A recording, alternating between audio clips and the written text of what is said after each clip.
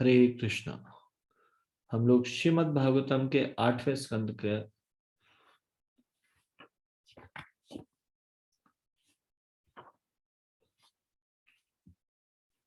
22वें अध्याय से चर्चा कर रहे हैं। 22वें अध्याय का शीर्षक है बलि महाराज द्वारा आत्मसमर्पण। हमने 11वें श्लोक तक चर्चा की। अभी हम 12वें श्लोक से आगे की चर्चा करेंगे। इससे पहले कि हम ये चर्चा शुरू करें, कृपया आप सब लोग मेरे साथ ही प्रार्थना बोलिए। ओम नमो भगवते वासुदेवाय। ओम नमो भगवते वासुदेवाय। ओम नमो भगवते वासुदेवाय। नारायणं नमस्कृत्य नरं चैव नरोत्तमं देवीं सरस्वतीं व्यासं ततो जयम् उदीरयेत्। नष्टप्रायेषु अभद्रेषु नित्यं भागवत सेवया भगवती उत्तम श्लोके भक्तिर्भवति नैष्ठिकी। कृष्णाय वासुदेवाय देवकी नंदनाय च नंदगोप कुमाराय गोविंदाय नमो नमः। मूकं करोति वाचालं पंगुं लंघयते गिरिं यत्कृपातमहं वन्दे परमानन्दमाधवं। श्रीचैतन्य ईश्वरं श्रीगुरु दीनतारिणं। धन्यवाद।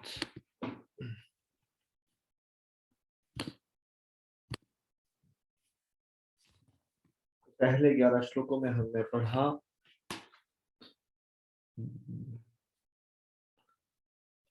बलि महाराज जी की प्रतिक्रिया।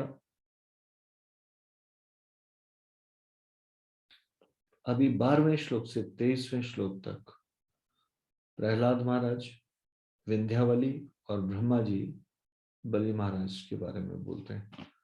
तो 12वां श्लोक इस प्रकार से है। श्री शुका उवाच तस्येथं भाषमाणस्य प्रह्लादो भगवत्प्रियः आजगाम कुरुश्रेष्ठ राकापतिरिवोत्थितः। सुखदेव गोस्वामी ने कहा, हे कुरुश्रेष्ठ, जब बलि महाराज इस प्रकार अपने भाग्य की प्रशंसा कर रहे थे तो भगवान के परम प्रिय भक्त प्रहलाद महाराज वहां प्रकट हुए, मानो रात्रि में चंद्रमा उदय हो आया हो।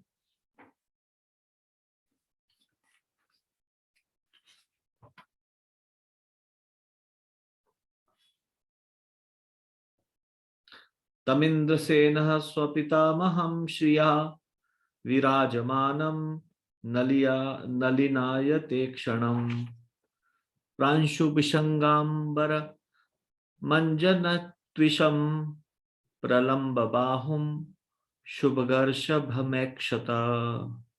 तब बलि महाराज ने परम भाग्यशाली व्यक्ति अपने पितामह प्रहलाद महाराज को देखा, जिनका श्यामल शरीर आंखों के अंजन जैसा लग रहा था। उनका लंबा भव्य शरीर पीतांबर धारण किए था।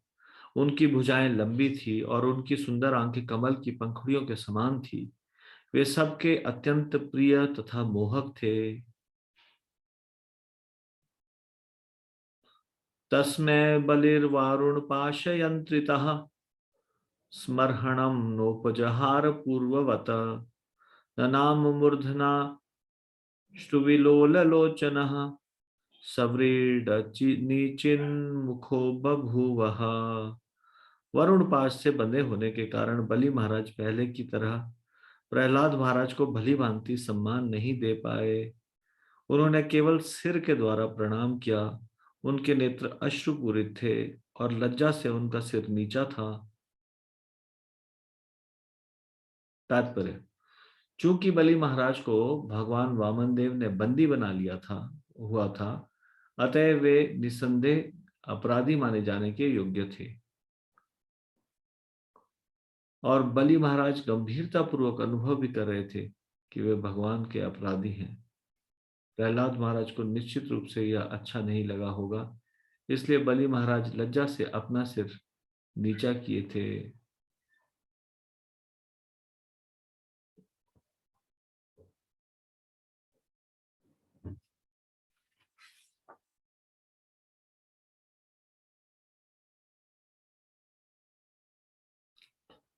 तो ये बलि महाराज क्या अपने भाग्य की प्रशंसा कर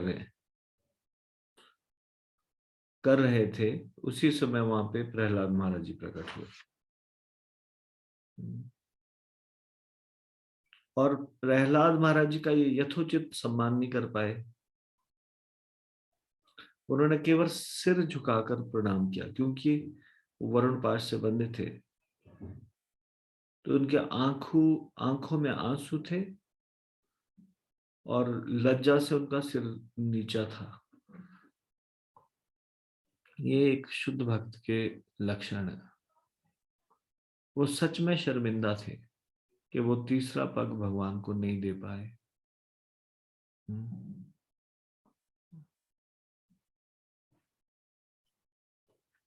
सतत्र हासिन मुदीक्ष सतपंथिम हरिम सुनंदाद्य नुगैरुपासितम उपेत्य भूमो शिरसा महामना ननाम मूर्घना पुलकाश्रु विक्लवः। जब प्रहलाद महाराज ने देखा कि वहां पर सुनंद जैसे अपने घनिष्ठ संगियों से घिरकर एवं पूजित होकर भगवान बैठे हैं, तो उनकी आंखें प्रेमाश्रुओं से छलछला उठी। उनके पास जाकर और भूमि पर गिरकर उन्होंने सिर के बल भगवान को प्रणाम किया।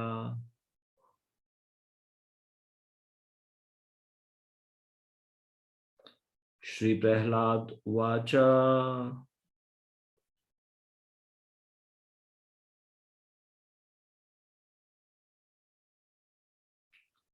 त्वयैव दत्तं पद्मेन्द्रमूर्जितं कृतं तदेवाद्य तथैव शोभनम् मन्ये महानस्य कृतो ह्यनुग्रह विभ्रंशितो यच्छ्रिय आत्ममोहनात्। प्रहलाद महाराज ने कहा, हे प्रभु, इस बलि को इंद्र पद का महान ऐश्वर्य आपकी ही देन है, और अब उसको आपने ही छीन लिया है। मेरे विचार से आपने दोनों ही बार समान सुंदरता से कार्य किया है।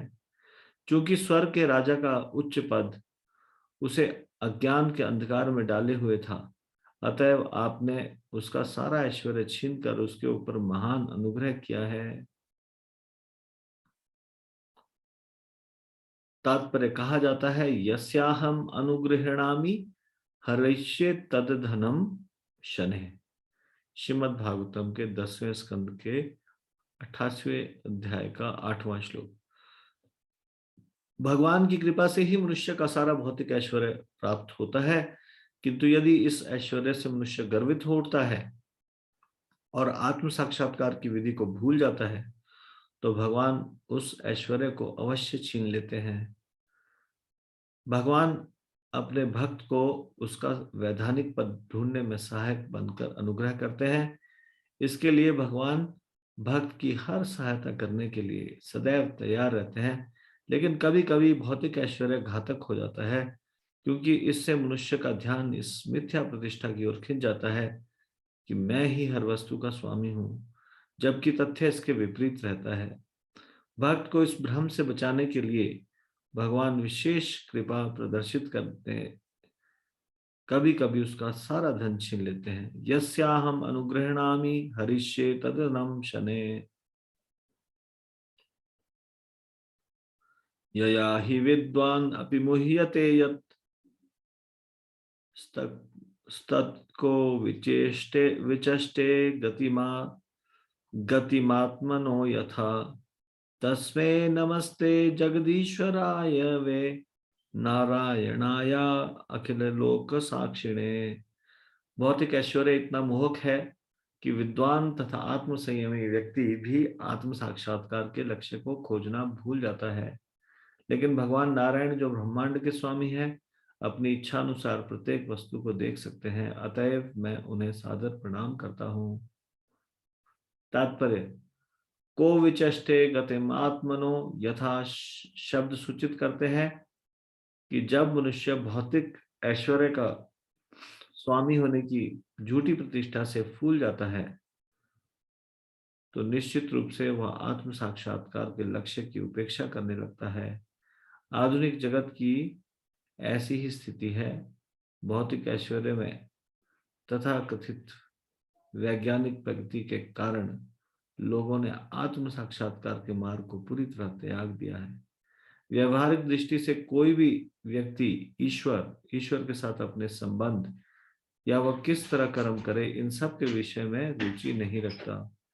आधुनिक व्यक्तियों ने ऐसे प्रश्नों को सर्वथा भुला दिया है, क्योंकि वे भौतिक संपत्ति के पीछे पागल हुए रहते हैं। यदि इस प्रकार की सभ्यता जारी रही तो शीघ्र ही वह समय आ जाएगा जब भगवान सारा भौतिक ऐश्वर्य छीन लेंगे, तब लोगों की आंखें खुलेंगी।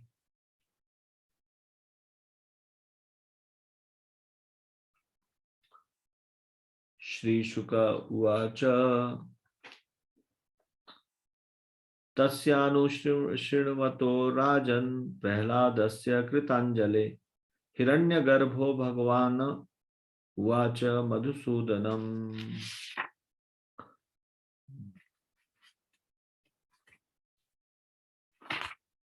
सुखदेव गोस्वामी ने आगे कहा, हे राजा परीक्षित, तब ब्रह्मा जी अपने पास हाथ जोड़कर खड़े प्रहलाद महाराज को सुनाकर भगवान से कहने लगे, बद्धम वीक्ष पतिम साध्वी तत्पदनी भयविह्वला प्रांजलिम प्रणतोपेन्द्रम बभाषे वांगमुखी नृपा।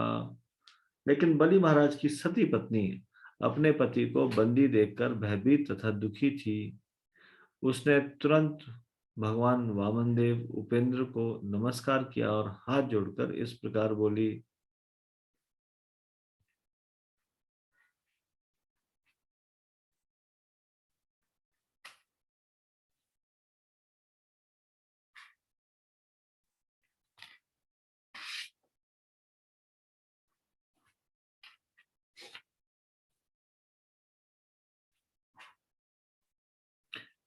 तात्पर्य, यद्यपि ब्रह्मा जी बोल रहे थे, उन्हें थोड़ी देर तक रुकना पड़ा, क्योंकि बलि महाराज की पत्नी विंध्यावली, जो अत्यंत उद्वेलित एवं भयभीत थी, कुछ कहना चाह रही थी। अब देखिए, 18वें श्लोक में सुखदेव गोस्वामी बता रहे हैं कि ब्रह्मा जी फिर बोलने लगे, लेकिन उससे पहले अचानक से कौन बोल पड़ी? बहुत भयभीत और अपने पति को देखकर दुखी थी, तो वो बहुत उद्वेलित थी। तो वो ब्रह्मा जी के बोलने से पहले ही बोल पड़ी। कौन? विंध्यावली।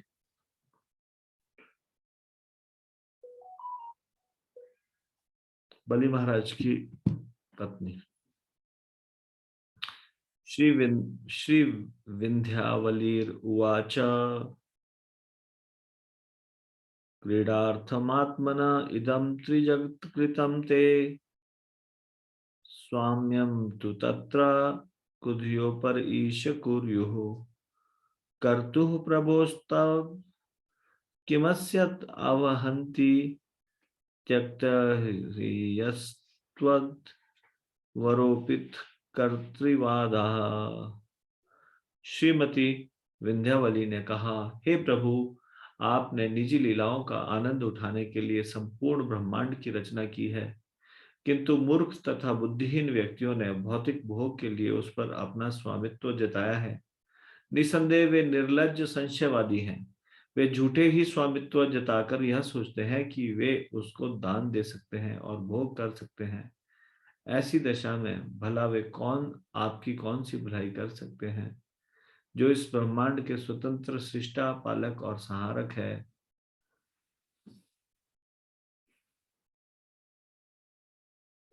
तात्पर्य, बलि महाराज की पत्नी ने अत्यंत बुद्धिमती होने के कारण अपने पति के बंदी बनाए जाने का अनुमोदन किया और उन पर बुद्धिहीन होने का आरोप लगाया, क्योंकि उन्होंने भगवान की संपत्ति पर अपना स्वामित्व जताया था। ऐसा दावा आसुरी जीवन का लक्षण है।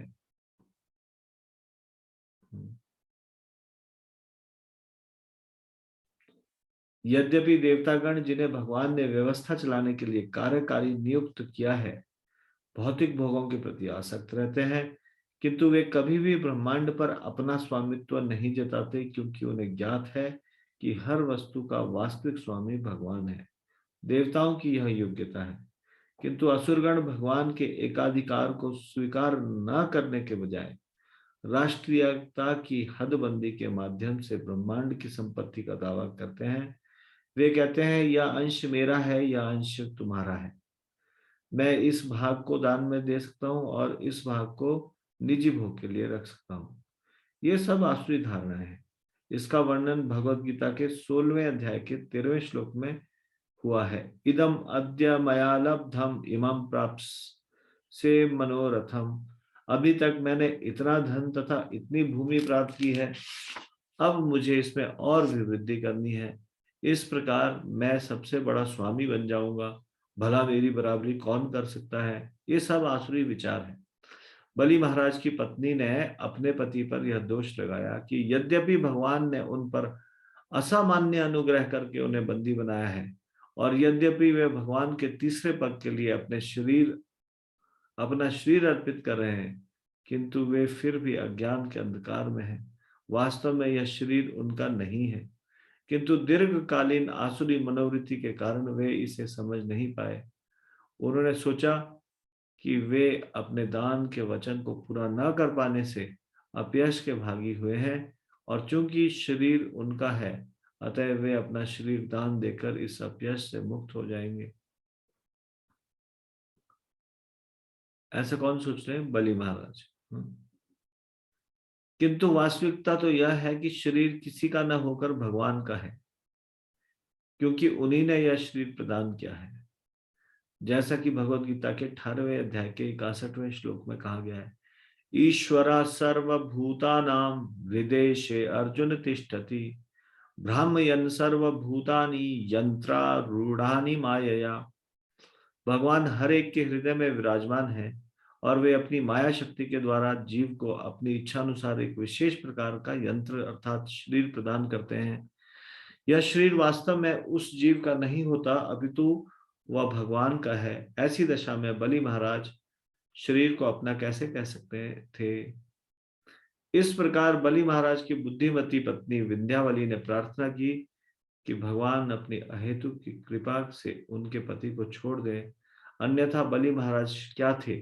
एक लज्जाहीन असुर, जिन्हें त्यक्त वरोपित कर्तृवादा कहा गया है, अर्थात ऐसा मूर्ख व्यक्ति जो परम पुरुष की संपत्ति पर अपना स्वामित्व जता रहा हो। इस कलयुग में ऐसे निर्लज्ज बुद्धिहीनों की, जो भगवान के अस्तित्व में विश्वास नहीं रखते, संख्या बढ़ गई है। भगवान की सत्ता का उल्लंघन करने के प्रयास में तथाकथित विज्ञानी, दार्शनिक तथा राजनीतिज्ञ विश्व के विनाश की योजना तैयार करते रहते हैं। वे विश्व कल्याण के लिए कुछ भी नहीं कर सकते और दुर्भाग्यवश कलयुग के कारण उन्होंने विश्व के मामलों को अव्यवस्थित कर दिया है। इस तरह उन अबोध लोगों के लाभ के लिए, जो ऐसे असुरों के प्रचार द्वारा भ्रमित हो रहे हैं, कृष्ण भावनामृत आंदोलन की नितांत आवश्यकता है। यदि वर्तमान स्थिति को इसी रूप में रहने दिया गया, तो लोगों को इन असुर दुर्बुद्धियों के नायकत्व में अधिकाधिक कष्ट झेलने होंगे। श्री ब्रह्मोर्वाच भूतभावन भूतेश देवदेव जगन्मय मुंचैनम हृत सर्वस्वम नायमर्हति निग्रहम। ब्रह्मा जी ने कहा, हे समस्त जीवों के हितैषी एवं स्वामी, हे सभी देवताओं के पूज्य देव, हे सर्वव्यापी भगवान, अब यह व्यक्ति पर्याप्त दंड पा चुका है, क्योंकि आपने इसका सर्वस्व ले लिया है। अब आप इसे छोड़ दें, अब यह और अधिक दंडित होने का पात्र नहीं है।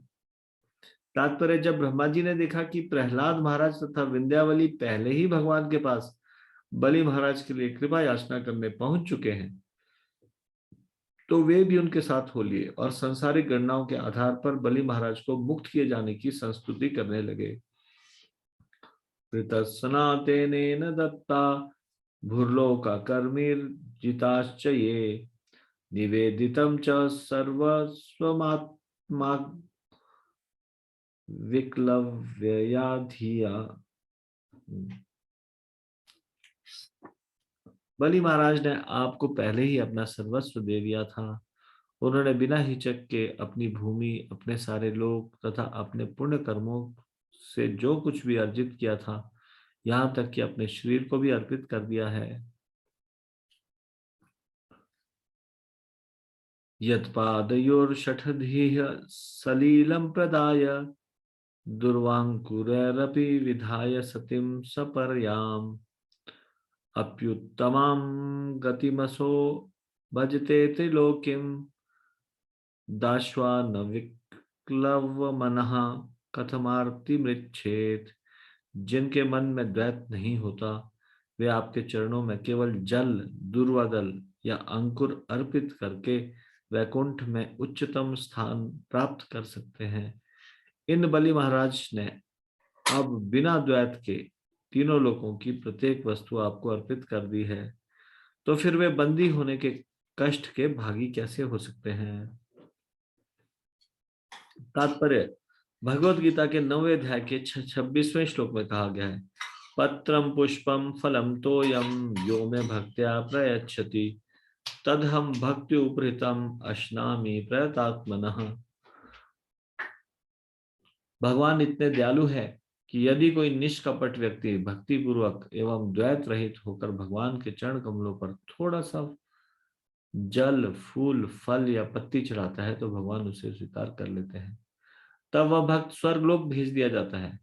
ब्रह्मा जी ने भगवान का ध्यान इस बात की ओर आकृष्ट किया और प्रार्थना की कि वे बलि महाराज को छोड़ दें, क्योंकि उन्हें वरुणपाश से बंदी होने के कारण कष्ट हो रहा था और उन्होंने पहले ही तीनों लोक तथा अपना सर्वस्व उन्हें भेंट कर दिया था। तो अब 24वें श्लोक से 34वें श्लोक तक वामन देव जी विशेष प्रकार से कृपा करते हैं बलि महाराज के ऊपर। तो भगवान अब इन तीनों की बातों को सुनकर भगवान कहते हैं, श्री भगवान उवाच ब्रह्मण्यम अनुग्रहणामि तत्विषा विधुनोमि अहम यत्मदः पुरुषस्तब्धा लोकम मां च अवमन्यते। भगवान यहाँ पे बहुत सीक्रेट बात बता रहे हैं अभी। भगवान अपनी कृपा के बारे में बता रहे हैं। हे ब्रह्मा जी, भौतिक ऐश्वर्य के कारण मूर्ख व्यक्ति मंद बुद्धि एवं पागल हो जाता है। इस तरह तीनों लोकों में वह किसी का सम्मान नहीं करता और मेरी सत्ता की भी अवहेलना करता है। सर्वप्रथम ऐसे व्यक्ति की सारी संपत्ति छीनकर मैं उस पर विशेष अनुग्रह प्रदर्शित करता हूँ। तो 10वें स्कंद के 88वें अध्याय का 8वां श्लोक जो है, जो कई बार प्रभुपाद जी ने तात्पर्य में बताया, उसी बात को यहाँ पे भी दोहराया जा रहा है।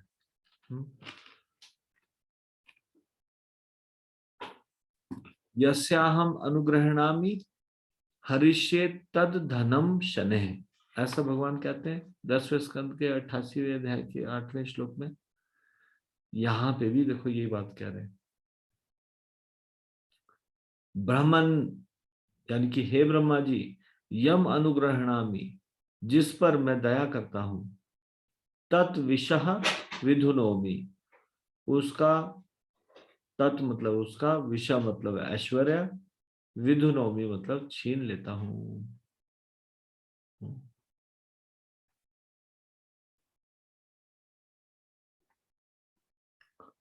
विधुनोमि अहम, छीन लेता हूं मैं।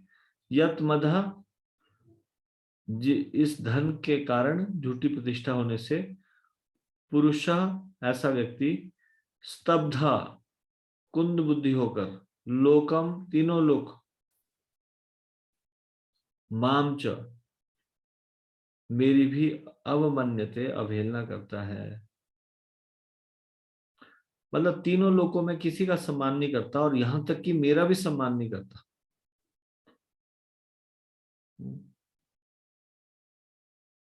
मंद बुद्धि हो जाता है।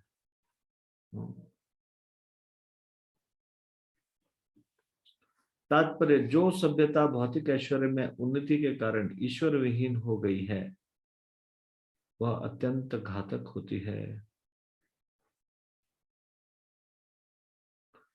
ऐश्वर्य के कारण भौतिकतावादी इतना दंभी हो जाता है कि वह किसी का सम्मान नहीं करता और भगवान की भी सत्ता को नकारता है। ऐसी मनोवृत्ति का परिणाम निश्चित रूप से अत्यंत घातक होता है। विशेष अनुग्रह दिखलाने के लिए भगवान कभी कभी बलि महाराज जैसे व्यक्ति को एक उदाहरण बनाते हैं। कई बार लोगों को लगता है भारतवर्ष में इतने सारे लोग भगवान का नाम लेते रहते हैं, गंगा में स्नान करते रहते हैं, यमुना में स्नान करते रहते हैं, भगवान की भक्ति करते रहते हैं।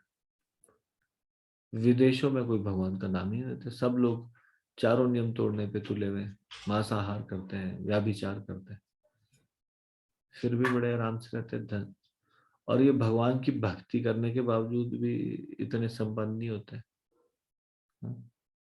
यहाँ पे इससे पता चल रहा है भगवान का विशेष अनुग्रह है ये। इससे वो भगवान के का स्मरण तो करते हैं, भगवान का भजन तो करते हैं। यदि भगवान ऐसी संपत्ति और ऐसा धन उनको दे दें तो फिर तो ये धन में ही मग्न रहेंगे वो, फिर भक्ति भुक्ति तो होगी। हाँ? मुझे एक भक्त बता रहे थे,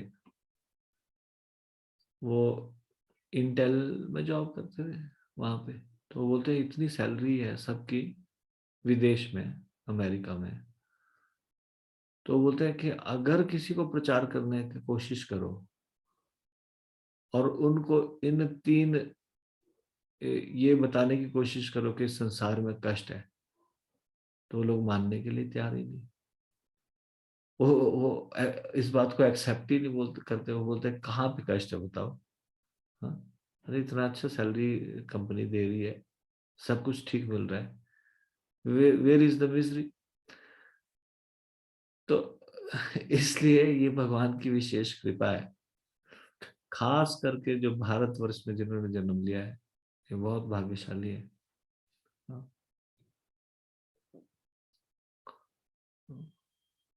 जब तक थोड़ा कष्ट नहीं आएगा जीवन में तब तक भगवान की ओर मुड़ नहीं पाएंगे पूरी तरह से। धन आ जाएगा, धन आने से कितना व्यक्ति मद में चूर हो जाता है, ऐसा कई जगह हमने पढ़ लिया नहीं। हाँ। धन से कई विकार उत्पन्न होते हैं, उनमें से सबसे बड़ा विकार है कि धनी व्यक्ति किसी का सम्मान नहीं कर पाता। वो अपने आप को कंट्रोलर समझना शुरू कर देता है। 25वां श्लोक। यदा कदाचित जीवात्मा संसरन निज कर्म भी नाना योनिषु अनिशः अयम पौरुषीम गतिम अव्रजेत। अपने ही सकाम कर्मों के कारण विभिन्न योनियों में जन्म मरण के चक्र में बारंबार घूमते हुए परतंत्र जीव सौभाग्य से मनुष्य का शरीर प्राप्त कर सकता है। यह मनुष्य जन्म विरले ही प्राप्त होता है। हम्म। देखो कितनी बार ये बताया जाता है श्रीमद् भागवतम में, जब प्रहलाद महाराज शिक्षा देते हैं तब भी ये बताया गया। हम्म। कैसे ये बहुत मुश्किल से ये मनुष्य का शरीर प्राप्त होता है। प्रॉब्लम हमारा ये है, हमको लगता है कि कैसे हम लोग इस बात से सहमति नहीं होते। जैसे वो उस डिवोटी ने बताया कि वो विदेश में कोई सहमति नहीं होता कि संसार में कष्ट है, अच्छी सैलरी मिलती है तो है, उनको लगता है क्या कष्ट है। उसी तरह से हमारे को भी ये लगता है कि मनुष्य का जीवन विरला है, हम सहमति नहीं हो पाते इस बात से। हमको लगता है देखो कितने सारे मनुष्य के जीवन में घूम रहे हैं। कई बार आश्चर्य होता है ये देख के, कितने जंगल में पेड़ पौधे जड़ी बूटियां हैं, ये सारे के सारे एक जीवन है, कभी ना कभी वो मनुष्य रहे होंगे। बताइए कोई संख्या है, कोई गिन सकता है संख्या, कितनी जीवात्मा है उनमें से? अब मनुष्य की संख्या निकालो कितनी। ये तो सिर्फ पेड़ पौधे इस प्रकार से पूरा पृथ्वी में, इससे ज्यादा जल से ढकी और ढकी हुई है पृथ्वी, तो जलचर बहुत सारे हैं, असंख्य जीवात्माएं, असंख्य जीवात्माएं। उसमें मनुष्य की संख्या देखो, मनुष्य की संख्या फिर पता चलेगा कि मनुष्य की संख्या ज्यादा नहीं है। कीड़े मकोड़े कितने सारे होते हैं, पेड़ पौधे कितने सारे होते हैं, ये सारे के सारे आत्माएं, उनमें से फिर मनुष्य कितने एक विरले हैं। और हम भी वो वाला जीवन जी चुके हैं कभी ना कभी, और दोबारा से उस जीवन में जा सकते हैं। दोबारा से मनुष्य का जीवन छूट सकता है, वहां पे जा सकते हैं। हाँ। तो इस बात को गंभीरता से लेना चाहिए, हमारे दिमाग में बैठ जाए ये बात, इसलिए बार बार बताया जा रहा है। भगवान, ये भागवतम में ये वाली बात आती है बार बार, मनुष्य जन्म विरले ही प्राप्त होता है। तो सही है। तात्पर्य, भगवान पूर्ण स्वतंत्र हैं, इस प्रकार यह सदा सच नहीं होता कि किसी जीव के सारे ऐश्वर्य की क्षति उस पर भगवत कृपा की सूचक हो। भगवान जैसा भी चाहे कर सकते हैं, वे किसी का ऐश्वर्य छीन सकते हैं या नहीं भी छीनते। जीव की अनेक योनियां हैं और भगवान परिस्थितियों को ध्यान में रखकर उसके साथ इच्छानुसार व्यवहार करते हैं। सामान्यतः यह समझा जाता है कि मनुष्य योनि सबसे अधिक दायित्वपूर्ण है। क्यों है दायित्वपूर्ण? क्योंकि बाकी जानवरों और पशु पक्षी कीड़े मकोड़े कीट पतंगे, उनके शरीर तो भोग योनि है, कर्म करने का अधिकार नहीं उनको, उनके कर्मों का फल नहीं मिलने वाला उनको। जैसे एक किसी जानवर ने दूसरे जानवर को अपने घातक सींगों से घायल कर दिया मान लीजिए, हाँ, तो अब उसको पाप लगेगा? नहीं, ये पाप लगता है मनुष्य के शरीर में। हाँ, जानवर के शरीर में कोई पाप नहीं लगता उनको, जानवर के शरीर में वो जो मर्जी करे। इसलिए मनुष्य का शरीर जो है ये दायित्वपूर्ण है। प्रकृति पुरुषः प्रकृतिस्थो ही भुंक्ते प्रकृति जान गुणान, कारणम गुण संगोस्य सदसो सद्योनि जन्मसु। भौतिक प्रकृति में जीव तीनों गुणों का भोग करता हुआ जीवन बिताता है, यह भौतिक प्रकृति के साथ उसकी संगति का फल है। इस तरह विविध योनियों में उसे अच्छी तथा बुरी परिस्थितियां मिलती रहती हैं। भगवत गीता के 13वें अध्याय का 22वां श्लोक। इस प्रकार अनेकानेक योनियों में घूमता हुआ जीव मनुष्य जीवन का अवसर प्राप्त करता है। इसलिए प्रत्येक मनुष्य को, विशेष रूप से सभ्य राष्ट्र तथा सभ्य संस्कृति से जुड़े मनुष्यों को, अपने कार्यों के में अत्यधिक उत्तरदायी रहना चाहिए। उसे अगले जीवन में स्वयं को पतन के संकट में नहीं डालना चाहिए, क्योंकि शरीर बदल जाएगा तथा देहांतर प्राप्ति ही। अतएव हमें अत्यधिक सतर्क रहना चाहिए। कृष्ण भावनामृत का उद्देश्य यह देखना है कि जीवन का सही उपयोग हो। मूर्ख जीव अपने को सभी प्रकार के नियंत्रण से मुक्त घोषित करता है, जबकि वास्तव में वह मुक्त नहीं रहता, वह पूरी तरह प्रकृति के नियंत्रण में रहता है। अतएव उसे अपने जीवन के कार्यों में अत्यंत सावधान एवं उत्तरदायी होना चाहिए। 26वां श्लोक। जन्म कर्म वयः रूप विद्येश्वर्य धनादिभिः यदस्य न भवेत् स्तंभ तत्रायं मदन अनुग्रह। यदि कोई मनुष्य उच्च कुल में जन्मा हो, यदि वह अद्भुत कर्म करे, यदि वह तरुण हो, यदि उसके पास सौंदर्य, उत्तम शिक्षा तथा प्रचुर संपत्ति हो, और यदि वह इतने पर भी अपने ऐश्वर्य पर ना इतराए, तो यह समझना चाहिए कि उस पर भगवान की विशेष कृपा है। हम्म? दोबारा से सुन लीजिए, ध्यान दीजिए।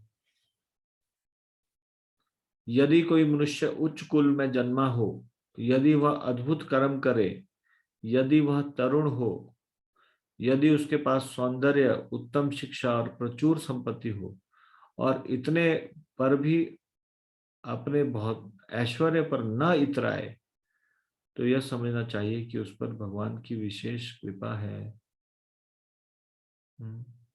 तात्पर्य, यदि इन सब ऐश्वर्य के होते हुए भी कोई मनुष्य घमंडी नहीं होता, तो यह समझना चाहिए कि वह भली भांति यह जानता है कि उसका सारा ऐश्वर्य भगवान की कृपा के फलस्वरूप है। अतः वह अपनी सारी संपत्ति भगवान की सेवा में लगा देता है। भक्त भली भांति जानता है कि उसका सर्वस्व, यहाँ तक कि उसका शरीर भी भगवान का है। यदि कोई पूर्णतः ऐसे कृष्ण भावनामृत में रहता है, तो यह समझना चाहिए कि उस पर भगवान की विशेष कृपा है। निष्कर्ष यह निकला कि धन से वंचित होने को भगवान की विशेष कृपा नहीं मानना चाहिए।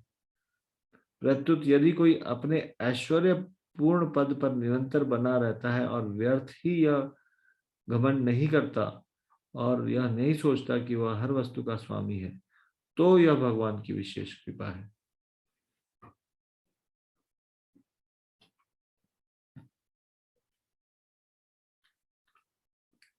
केवल धन से वंचित होना ये कोई विशेष कृपा नहीं है। धन से वंचित हो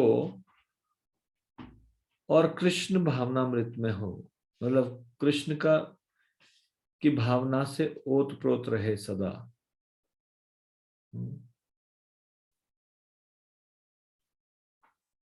हर वस्तु का स्वामी भगवान को समझे। 27वां श्लोक। मानस्तंभ निमित्तानां जन्म आदीनां समन्ततः सर्वश्रेयः प्रतीपानां हंता मुह्येन मत्परः।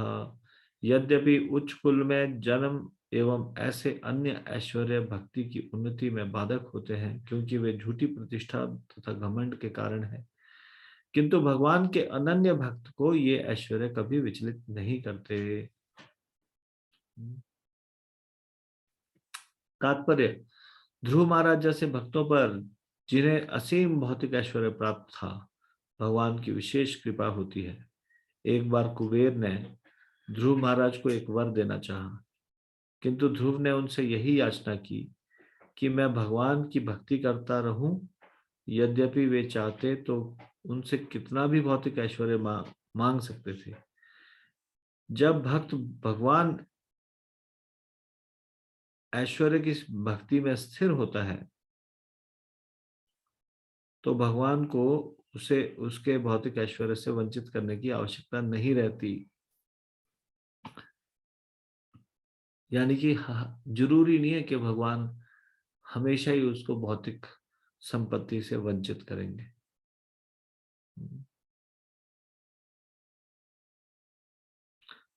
अगर वो कृष्ण भावना भावित रहता है और सारी संपत्ति को कृष्ण की सेवा में लगाता है, तो फिर भगवान को जरूरत नहीं होती कि उसको भौतिक ऐश्वर्य से वंचित करे। भगवान भक्ति के कारण अर्जित धन को कभी नहीं छीनते।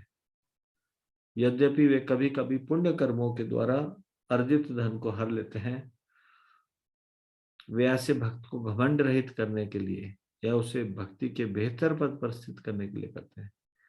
यदि किसी विशेष भक्त का कार्य प्रचार करना हो, किंतु यदि वह अपने पारिवारिक जीवन या ऐश्वर्य को त्याग कर भगवत सेवा नहीं करता, तो भगवान निश्चित रूप से उसका भौतिक ऐश्वर्य छीन लेते हैं।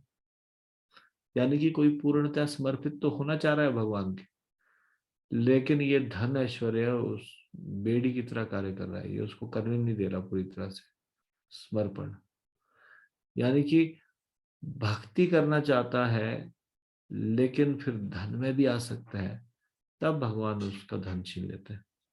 अन्यथा भगवान जरूरत नहीं समझते धन छीनने की।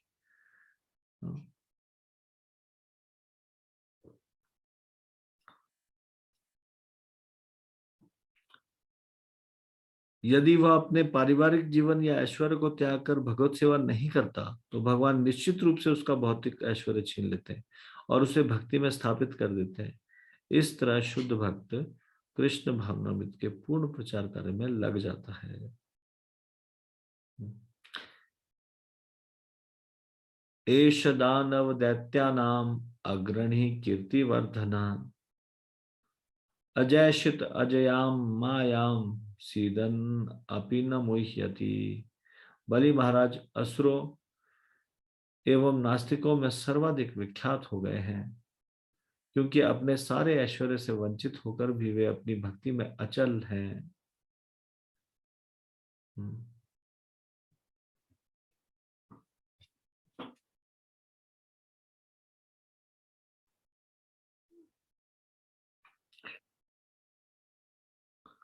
तात्पर्य इस श्लोक में सीध नपि न मुह्यति पद अत्यंत महत्वपूर्ण है। कभी कभी भक्ति करते हुए भक्त संकट में फंस जाता है। संकट में हर व्यक्ति शोक करता है और दुखी होता है, किंतु भक्त भगवत कृपा से बुरी स्थिति में भी यह समझ सकता है कि भगवान उसकी कठिन परीक्षा ले रहे हैं। बलि महाराज ऐसी सारी परीक्षाओं में उत्तीर्ण रहे, जैसा कि अगले श्लोकों से प्रकट है। क्षीण रिक्तः च्युतः स्थानात् क्षिप्तः बद्धः च शत्रुभिः ज्ञातिभिः च परित्यक्तः यातनाम अनुपयापितः। गुरुणाम भर्त्सितः शब्द जहो सत्यम न सुव्रतः छले उक्त मया धर्म नायम त्यजति सत्यवाक। बलि महाराज यद्यपि धन विहीन अपने मौलिक पद से च्युत, अपने शत्रुओं द्वारा पराजित तथा बंदी बनाए गए, अपने कुटुंबियों तथा मित्रों द्वारा भर्त्सित हुए और परित्यक्त बांधे जाने की पीड़ा से त्रस्त तथा अपने गुरु द्वारा भर्त्सित तथा शापित थे, किंतु वे अपने व्रत में अटल रहे। उन्होंने अपना सत्य नहीं छोड़ा। मैंने तो निश्चित रूप से छल से धर्म के विषय में बातें कही, किंतु उन्होंने अपना धर्म नहीं छोड़ा, क्योंकि वे अपने वचन के पक्के हैं।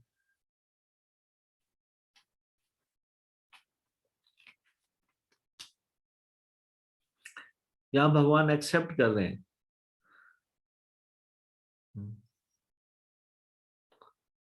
कि मैंने तो निश्चित रूप से छल से धर्म के विषय में बातें कही, परंतु वे उन्होंने अपना धर्म नहीं छोड़ा, वे अपने धर्म के पक्के रहे।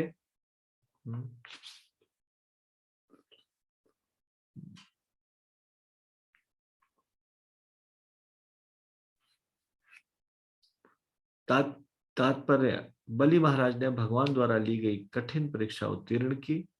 यह भगवान द्वारा अपने भक्त पर कृपा का अन्य प्रमाण है। कभी कभी भगवान भक्त की इतनी कठिन परीक्षा लेते हैं जो लगभग असह्य होती है। बलि महाराज को जिस कठिन स्थिति में पहुंचा दिया गया था, उसमें किसी के लिए भी जीवित रह पाना कठिन था, किंतु बलि महाराज ने इन कठिन परीक्षाओं तथा तपस्याओं को सह लिया, और यह भगवान की कृपा ही है। भगवान निश्चय ही भक्त की सहनशीलता को सराहते हैं और भक्त के भावी महिमा गान के लिए इसे अंकित कर लिया जाता है। यह कोई सरल परीक्षा न थी, जैसा कि इस श्लोक में वर्णन हुआ है। शायद ही कोई ऐसी परीक्षा में सफल हो सके, किंतु महाजनों में से एक बलि महाराज के भावी महिमा गान के लिए भगवान ने न केवल उनकी परीक्षा ली, अभी तो ऐसी विपदा सहने के लिए उन्हें शक्ति भी प्रदान की। भगवान अपने भक्त पर इतने दयालु हैं कि उसकी कठिन परीक्षा लेते समय वे उसे आवश्यक शक्ति प्रदान करते हैं, जिससे वह उसे सह सके और यशस्वी भक्त बना रहे। यानी कि परीक्षा भी लेते हैं भगवान, और उस परीक्षा में उत्तीर्ण होने की शक्ति भी देते हैं भगवान। एष मैं प्रापितः स्थानम दुष्प्रापम मरेरपि सावर्णेरंतरस्यायम भवितेन्द्रो मदाश्रय। भगवान ने आगे कहा, उसकी महान सहन शक्ति के कारण मैंने उसे वह स्थान प्रदान किया है जो देवताओं को भी सुलभ नहीं हो पाता। वह सावर्णी मनु के काल में स्वर्ग का राजा इंद्र बनेगा। सावर्णी मनु कौन सा है? 8वां मनु, अभी नेक्स्ट मनु होगा, वो सावर्णी मनु है। तात्पर्य, यह भगवान की कृपा है। यहाँ तक कि जब भगवान भक्त के ऐश्वर्य को भी छीनते छीनते हैं तो वे उसे तुरंत ऐसा स्थान प्रदान करते हैं जो देवताओं को स्वप्न में भी सुलभ नहीं हो सकता। भक्ति के इतिहास में ऐसे अनेक उदाहरण मिलते हैं। ऐसा एक उदाहरण सुदामा विप्र का ऐश्वर्य है। सुदामा विप्र को भौतिक संपत्ति की सख्त तंगी थी, किंतु वह विचलित नहीं हुए और भक्ति के पद से नहीं हटे। अंत में भगवान कृष्ण ने कृपा करके उन्हें उच्च स्थान प्रदान किया।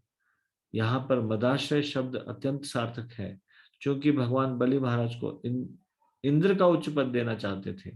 अतः स्वभावतः सारे देवता उनसे ईर्ष्यालु हो जाते और उन्हें उस पद से विचलित करने के लिए लड़ाई करते, किंतु भगवान ने बलि महाराज को आश्वासन दिया कि वे उनके आश्रय में मदाश्रय रहेंगे, भगवान के आश्रय में रहेंगे। तावत सुतलम अध्यास्ताम विश्वकर्म विनिर्मितम यत आधय व्याधय च क्रम तंद्रा पराभवः न उपसर्गा निवस्ताम संभवंती मम इक्षया। तावत मतलब तब तक। कौन तब तक? मतलब जब तक कि तुमको इंद्र का पद नहीं मिलता। हाँ, तब तक क्या करना है? बलि महाराज, जब तक कि बलि महाराज को स्वर्ग के राजा इंद्र का पद प्राप्त नहीं कर लेते, तब तक वे सुतल लोक में रहेंगे, जिसे विश्वकर्मा ने मेरे आदेश से निर्मित किया है।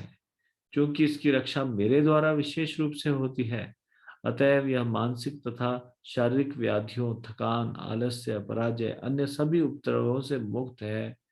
हे बलि महाराज, अब तुम वहां जाकर शांति पूर्वक रह सकते हो। ये जितने भी नीचे के लोग हैं, तल, वितल, सुतल, तलातल, महातल, रसातल, पाताल, इनमें से एक ही लोक है जो भगवान की विशेष कृपा है जहाँ पे, वो है सुतल लोक। निम्न लोकों में यदि कोई सुतल लोक में गया तो वो फिर भाग्यशाली है। वहां पे भगवान के द्वारा, विश्वकर्मा के द्वारा निर्मित है और वहां पे एक शुद्ध भक्त है। तात्पर्य, विश्वकर्मा स्वर्गलोक के उच्च प्रासादों के इंजीनियर या शिल्पी हैं, क्योंकि इन्हें बलि महाराज का आवास बनाने के लिए लगाया गया था। अतः सुतल लोक के महल कम से कम स्वर्ग लोक जैसे अवश्य होने चाहिए।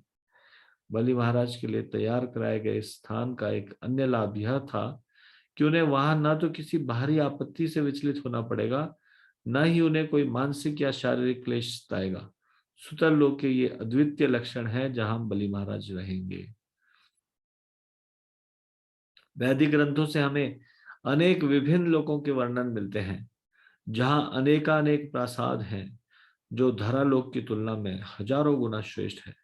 जब हम प्रासादों की बात करते हैं तो स्वभावतः उसमें बड़े बड़े शहरों तथा नगरों का भाव निहित होता है। दुर्भाग्यवश जब आधुनिक विज्ञानी अन्य लोकों की खोज करने का प्रयास करते हैं तो उन्हें चट्टानों तथा बालू के अतिरिक्त और कुछ नहीं मिलता। भले ही वे अपनी तुच्छ यात्राओं का आयोजन करते रहें, किंतु वैदिक साहित्य का अध्येता न तो कभी उन पर विश्वास करेगा, न उन्हें अन्य लोगों की खोज का श्रेय प्रदान करेगा।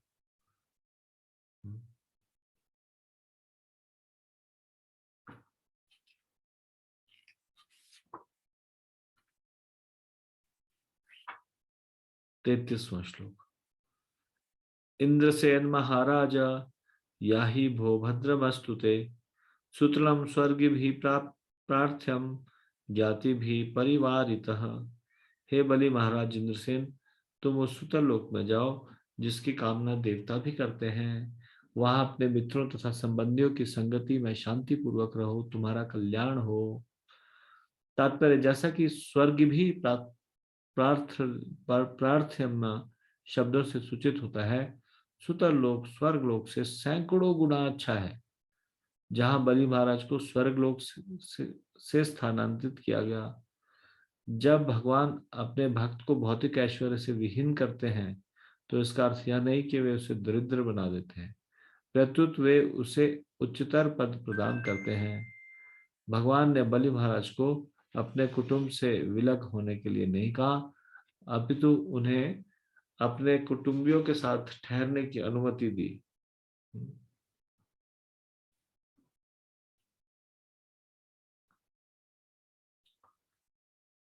ज्ञाति भी परिवारिता न त्वां भी भविष्यन्ति लोकेशा किमुता परे त्वच्छासनातिदैत्यां चक्रम में सुदयिष्यति। सुतर लोक में सामान्य लोग तो क्या, अन्य लोगों के प्रधान देवता भी तुम्हें नहीं जीत पाएंगे। रही असुरों की बात, यदि वे तुम्हारे शासन का उल्लंघन करेंगे तो मेरा चक्र उनका वध कर देगा। यानी कि कोई भी उपद्रव मचाएगा सुतर लोक में, कोई भी इनकी शांति भंग करना चाहेगा, किनकी, बलि महाराज की, तो भगवान आश्वासन दे रहे हैं कि मेरा चक्र जो है उनका वध करेंगे। तो इसलिए वो शांति से रह रहे हैं वहां पे। वहां पे उनको कोई परेशानी नहीं, ये भगवान का चक्र जो है उनकी सारी समस्या का समाधान कर रहा है। रक्षिष्ये सर्वतो हम त्वाम सानुगम सपरिच्छदम सदा सन्निहितम वीर तत्र माम रक्षते भवान। हे शूरवीर, मैं सदैव तुम्हारे साथ रहूंगा और तुम्हारे संगियों तथा साज सामग्री समेत तुम्हें सभी प्रकार से संरक्षण प्रदान करूंगा। साथ ही तुम वहां मुझे सदैव देख सकोगे।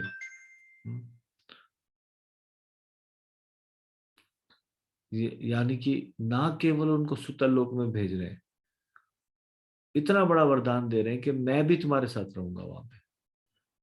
यानी कि भगवान अपना वैकुंठ धाम छोड़ के, वैकुंठ नहीं दे रहे तो ये कह रहे हैं कि चलो मैं तुम्हारे साथ रहूंगा वहां पे। ना तुम अपने संगियों और साज सामग्री समेत, सदैव मैं तुम्हारे साथ रहूंगा, संरक्षण प्रदान करूंगा और तुम मुझे देख सकोगे। तत्र दानव दैत्यानां संगाते भाव आसुर दृष्ट्वा मदनुभावम वैसध्य कुंठो विनक्ष्यति। चूंकि तुम्हें वहां मेरे परम पराक्रम का दर्शन होगा, अतएव असुरों तथा दानवों की संगति से तुम में जो भौतिकतावादी विचार एवं चिंताएं उदित हुई हैं, वे तुरंत ही विनष्ट हो जाएंगी। तात्पर्य, भगवान ने बलि महाराज को सभी प्रकार की सुरक्षा के लिए आश्वस्त किया और अंत में यह भी आश्वासन दिया कि असुरों की कुसंगति के प्रभावों से उनकी रक्षा करेंगे। बलि महाराज निश्चय ही महान भक्त बन गए, किंतु उन्हें कुछ चिंता थी कि उनकी संगति शुद्ध भक्तिमयी नहीं है। इसलिए भगवान ने उन्हें आश्वस्त किया कि उनकी आसुरी मनोवृत्ति नष्ट हो जाएगी। दूसरे शब्दों में, भक्तों की संगति से आसुरी मनोवृत्ति जाती रहती है। श्रीमद् भागवतम के तीसरे स्कंद के 25वें अध्याय का 25वां श्लोक। सताम प्रसंगान मम वीर्य संविदो भवन्ति हृत्कर्ण रसायना कथा। जब कोई असुर भगवान की महिमा का गायन करने वाले भक्तों की संगति करता है, तो वह क्रमशः शुद्ध बन जाता है। इस प्रकार श्रीमद् भागवत के 8वें स्कंद के अंतर्गत बलि महाराज द्वारा आत्मसमर्पण नामक 22वें अध्याय के भक्ति वेदांत तात्पर्य पूर्ण हुए। तो यहाँ पे हमारा 22वां अध्याय समाप्त होता है। इस 22वें अध्याय का रिवीजन हम करेंगे अगले प्रवचन में। श्रीमद् भागवतम की जय, शिल प्रभुपाद की जय, निताई गौर प्रेमानंदे, हरि हरि बोल।